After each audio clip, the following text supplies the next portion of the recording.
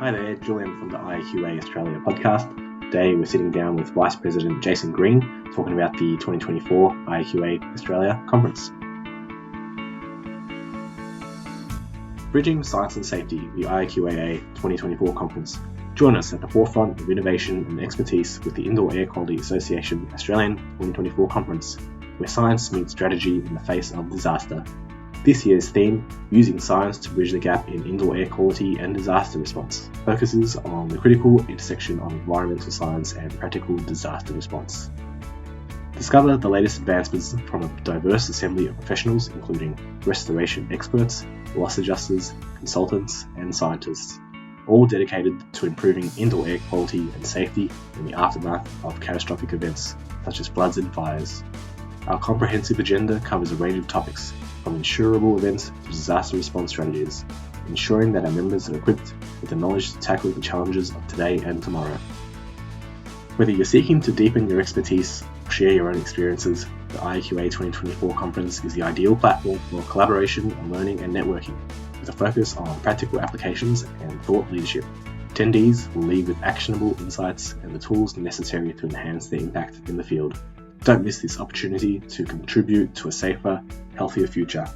Register now and be part of the conversation that shapes the future of indoor air quality and disaster resilience. The 2024 conference will be held at the Rydges Parramatta on October 28th and 29th. There's currently still tickets available, so jump online, IAQAAustralia.org.au, and follow the links to our events page. So now here's our recording with Jason Green. Enjoy. Welcome everyone. Today we're joined by IAQA Australia Vice President Jason Green. Hi Jason. Hey Julian, how are you going? Good, thanks. Quick introduction for those that don't know you. Who's Jason Green and what's your IAQ background? Thanks for having me on, Julian. I'm excited to talk about the Indoor Air Quality Association and Indoor Air Quality in general.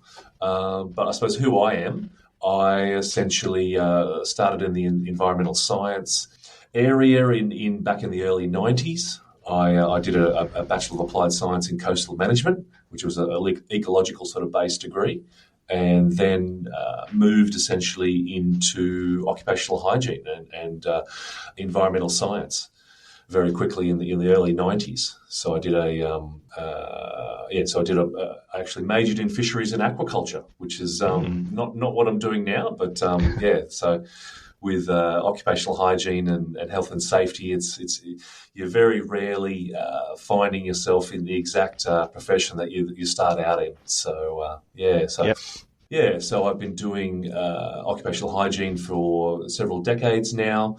I've completed my master's in occupational hygiene practice. That was about a bit over a decade ago. I'm a licensed asbestos assessor, so I've done a lot of work in hazardous building materials to do with asbestos, lead, PCBs, things like that. Worked on a lot of remediation projects over the many years of my work. In and around sort of above ground areas of remediation of buildings, and as well as below ground in the soil remediation as well. I soon, or more recently, I suppose, I've delved into indoor air quality and indoor environmental situations a lot more. So that's taken my fancy, and so I've sort of done additional training and got a lot more knowledge in and around the indoor environmental space, in I suppose restoration and the assessment of natural and other sort of types of disasters and weather events. I've got my water damage restoration ticket from the IRCRC, which is a international inspection, cleaning and restoration certification body, as well as odor control technician. I've recently done that. Respirator fit testing and the assessment of or being accredited as a respirator fit tester through the Occupational Hygiene Institute I've recently completed, which is an amazing program. And so I suppose I've just been continuing on my learning journey from there. Yep, quite the resume. And we should give your current company a little bit of a plug as well. No, I'm working for WSP at the moment. We're a multinational large engineering firm. I'm in the environmental health and safety division there. So, occupational hygiene, indoor environmental, and air quality consultancy is what I do all day, every day. So, yeah. Yep, thanks for that. And so you've been a member of the IAQA for a long time now, and acted as a vice president for a number of years. What attracted you to the Indoor Air Quality Association, and what's your experience been so far? Yeah, so I've been with the association for many years now. I think 6 or even 7 years, I think it is now, and been on the board for quite a number of those years.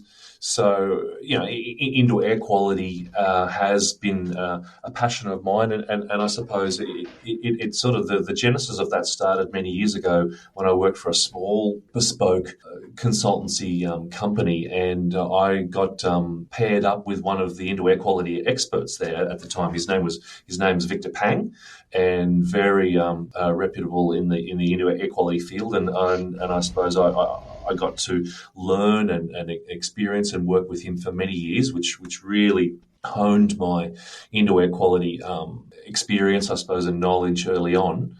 But then I suppose over the years, moving into the sort of the restoration based assessments for sites and for workers' exposure, that sort of brought me to the Indoor Air Quality Association. So, I am part of, I suppose, the membership of what the IAQAA is, and we are many and varied individuals and professionals. So, I mean, we might be occupational hygienists, we might be restoration experts, we might be consultants or scientists or laboratory technicians, we may be mycologists. Yeah. We're building biologists. So there's a lot of different people with the IAQA space.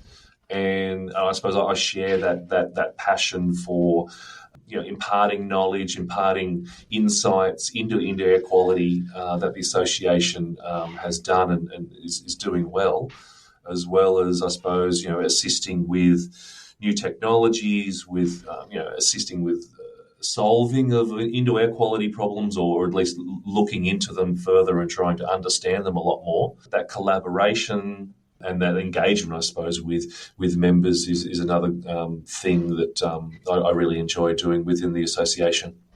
Yep, definitely. Thank you for that. And one of the highlights of your IAQA career, you were overseas for the IAQA conference in the US earlier this year. Yes, the IAQA conference in Jacksonville, Florida. So, that was an amazing experience. So, going to these international events, and the IAQA in America is a much larger and more developed association that we have in Australia. Being amongst those, those subject matter experts and being able to speak in front of them and be invited to be on an expert panel for that conference was a real honour. And dealing with and working through indoor air quality issues and hearing from all of the latest experts in their field was a really amazing experience. So really enjoyed that. Definitely urge the members to check that one out if they can make the trip to the US. It's definitely well worth it. It's an eye-opening experience and rubbing shoulders with some of the greats in the IAQ industry. Speaking of experts, we're here to talk about our upcoming conference, the Australian conference. So, I'll hand over to Jason in a second, but the IAQA conference will be Monday and Tuesday, 28th and 29th in October. The title is Using Science to Bridge the Gap in Indoor Air Quality and Disaster Response. Jason, can you tell us a little bit about the conference? Yeah, so super excited to have this conference in Sydney and running over 2 days. It's going to be quite technical. We're going to have a lot of different types of speakers from different backgrounds. So and that theme is where we've tried to semi-target the speakers and the topics and the discussions that we're going to have over the 2 days. So I suppose it's the strategy of science in the face of disasters, whether they're being natural or artificial sort of disasters or catastrophic type events. when we're looking at these sorts of things, we want to bring a practical aspect to it. So, looking at from a scientific perspective, but also what are the steps and what are the ways that we can assist with, I suppose, assess these situations, but also then look at the ways that we can mitigate and control some of these issues with, with science and the indoor air quality space, I suppose, is that big focus. So, when you're talking about catastrophic events, Julian, we've got floods, we've got fires, we've got cyclones, we've got pandemics and other sort of major life-threatening type scenarios. Unfortunately, climate change has increased the severity and the incidence of these type of weather events, and it's undisputable.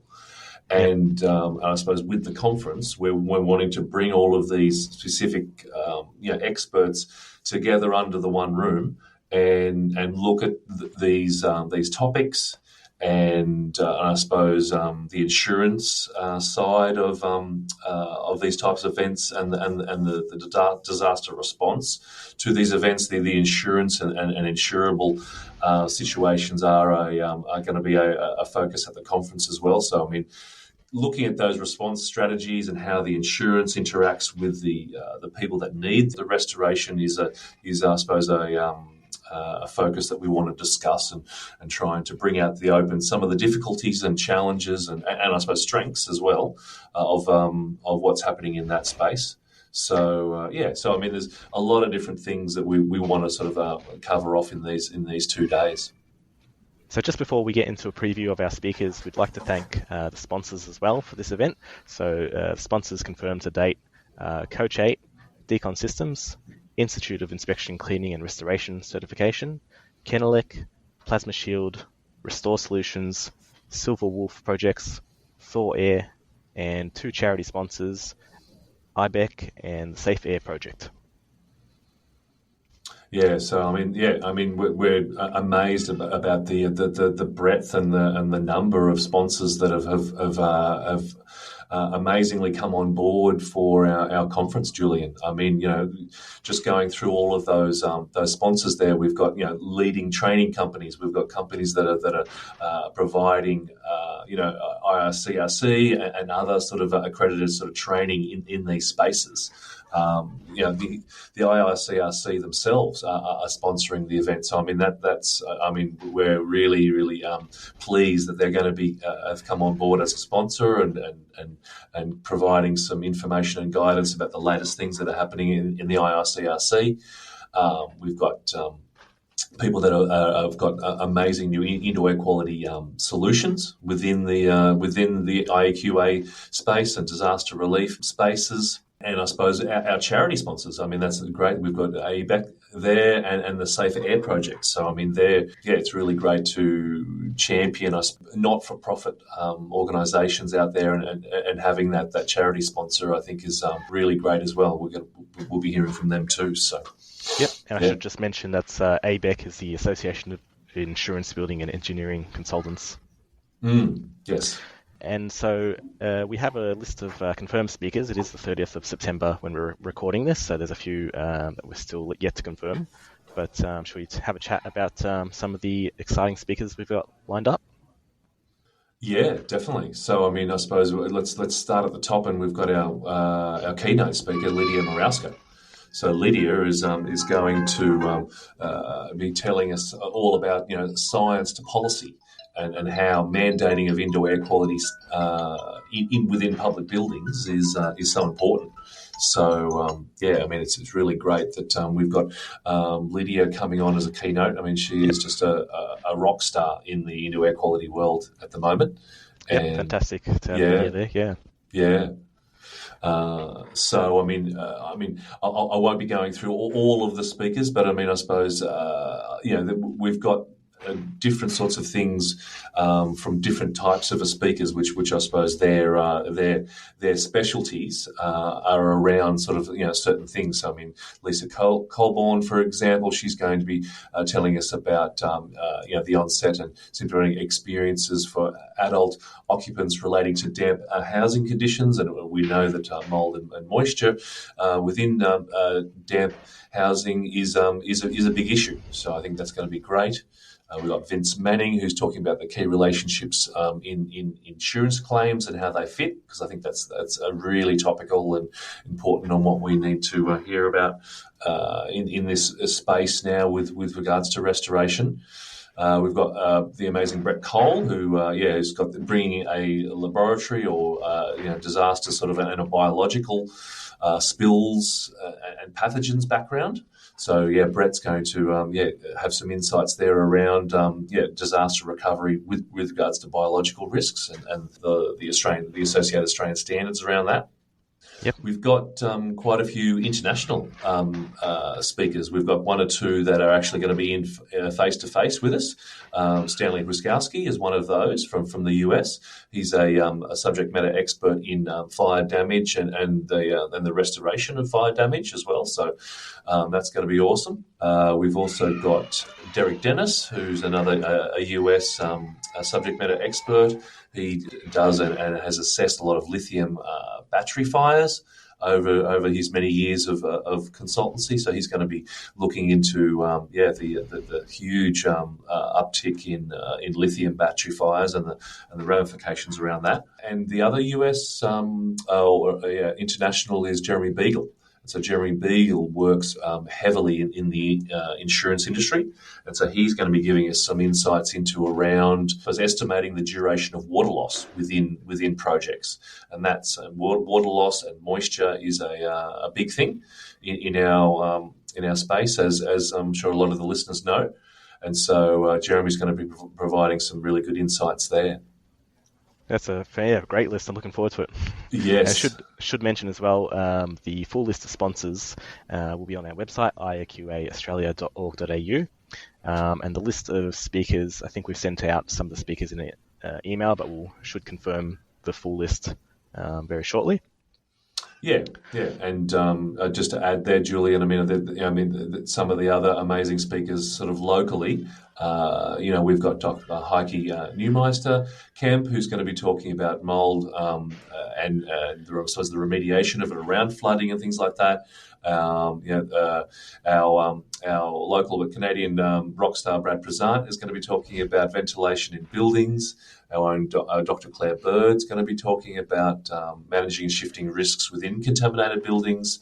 And then there's quite a few others. John Dalton, Brian Jepson, Plum Stone's going to be talking. Ben Gill, Gary Carroll is going to give us some great insights and practical knowledge around moisture detection and inspection. And our own Emma Kuhn is going to be talking about methamphetamine contamination as well. So so many presentations which are going to be really some great insight, Julian. Fantastic. Well, stay tuned to make sure you're subscribed to the IAQA newsletter to get that full list. And just wanted to mention as well, there's a pre-conference dinner as well. So you first come, first served. If you register for that, that'll be on the website. Anything else we need to mention about the conference? No, just obviously just check out all the details on the website. We're going to be starting nice and early on the Monday morning, and it's going to be a full first day is going to be all speakers, just full on sort of presentations throughout the day with breaks and lunch, beautiful lunch, and the sponsors will be there in one of the rooms next to the presentation area. And then I think we were having a drinks on the Monday night, and so we're having a get together on the Monday night.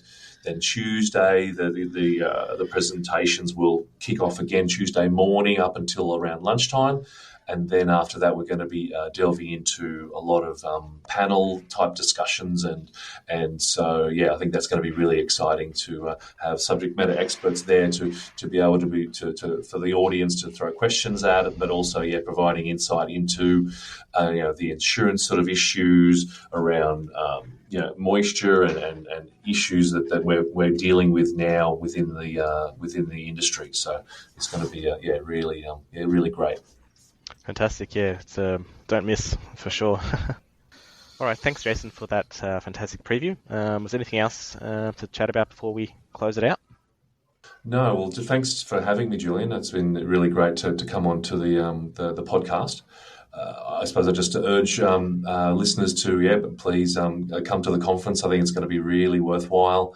We're going to be talking about current indoor air quality issues and what is happening in the future of indoor air quality. So, I mean, real-time monitoring is going to be a thing in the future. We're going to be discussing around predictive analysis for indoor air quality, if there's wearable tech sort of situations that might assist with indoor air quality. The standards and regulation in indoor air quality can only get greater. And we're seeing that now with the adoption of the S520 and the S500 into the Australian standards, which will be discussed, which is a game changer, as well as just general talk about the future of indoor air quality. I think our well-being, being sustainable, and enhancing training and education in the indoor air quality space can only strengthen what we're trying to do now and into the future. So thanks for having me, Julian. Perfect. Thanks, Jason. And if anyone's got any specific questions, get in touch with Jason at vicepres, that's VICEPRES, at IAQAAustralia.org.au. Thanks, Jason. Thanks, Julian.